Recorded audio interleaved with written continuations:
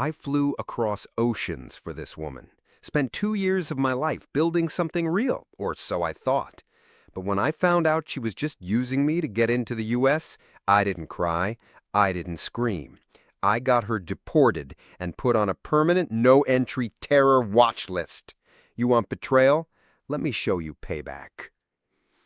If you've ever been manipulated, used, or betrayed by someone you loved, this story will hit hard.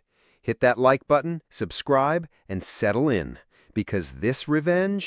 Let's rewind to the beginning.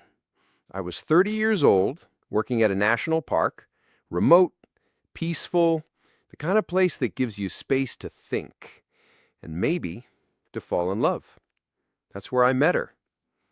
She was 22, Romanian, on a work visa, cleaning cabins and helping with housekeeping. The moment we met, it was like lightning struck. She had this magnetic smile, a charming accent, and this sense of wonder about everything in the U.S.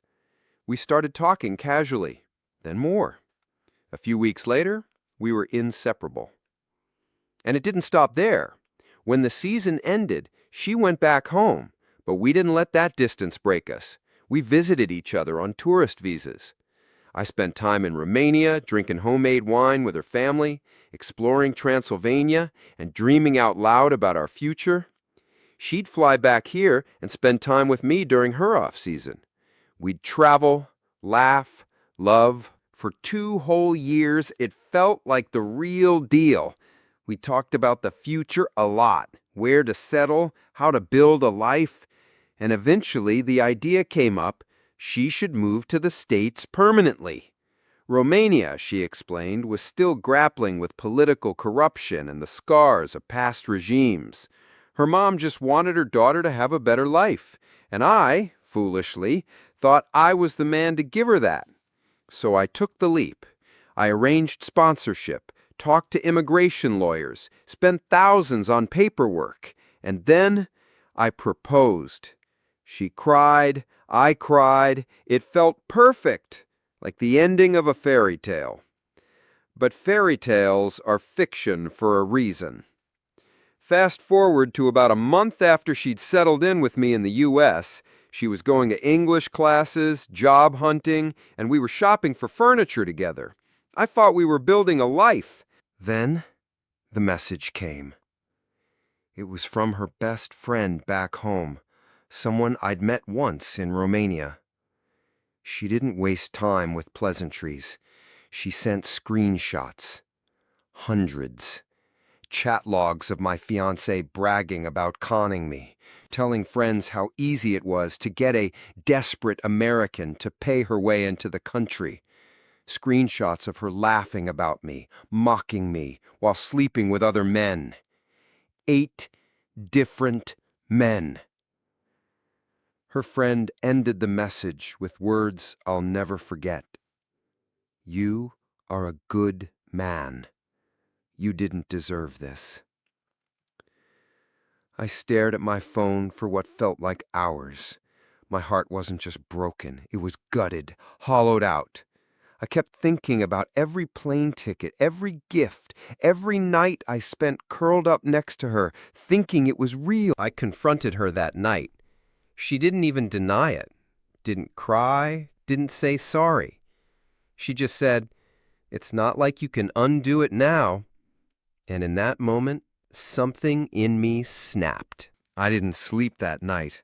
My mind raced, not with sadness, but with something far colder. I didn't want revenge for the sake of it. I wanted justice. She didn't just cheat. She used me, manipulated my trust, and committed immigration fraud. And she thought she could just get away with it? Not a chance. So I started digging. I remembered a conversation I had with her brother once back in Romania. We were drinking together, and like a lot of guys trying to seem impressive, he bragged about stupid stuff. Except this wasn't stupid. He told me he'd done time in prison for smuggling weapons. Weapons he was moving for Turkish extremist groups. And get this, he even claimed she had helped him, acting as a lookout while he made deliveries. I remember laughing awkwardly at the time, thinking it was just booze-fueled nonsense. But now, Now it sounded a lot more serious. I called Homeland Security and ICE. I submitted a report with every chat log her friend had sent me. I laid out everything: how she had used marriage fraud to obtain residency, how she had actively bragged about deceiving U.S. immigration, and, most importantly, her brother's confession and her alleged involvement with him in criminal activity. Within 2 weeks, she was gone. Not just deported, blacklisted, permanently placed on a no-entry list. Oh, and did I mention the cherry on top? She was placed on a terror watch list. Yep, apparently in the post-9/11 era, anything even remotely linked to aiding arms smuggling to terrorist groups is taken very seriously. Whether her brother exaggerated or not, ICE didn't take chances. They acted fast. They showed up at our apartment, and I didn't even have to say a word. I just watched as she was handcuffed and taken away, staring at me like I had betrayed her. And let me tell you, I felt nothing but calm. Not joy, not rage, just peace. She thought she'd outsmarted me, used my love, my kindness, my resources. But in the end, all she earned was a one-way ticket back and a red flag on every U.S. immigration system.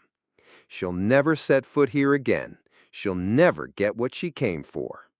She weaponized love, so I used the law. Sometimes the people closest to us hurt us the most, but that doesn't mean we have to become like them. You don't always have to scream to be heard. Sometimes silence and paperwork speak louder. And sometimes karma just needs a little encouragement. If that revenge hit the spot, smash that like button and tell us in the comments, what's the coldest revenge you've ever seen? And don't forget to subscribe for more jaw-dropping stories just like this. Because here, we don't just tell stories, we serve justice.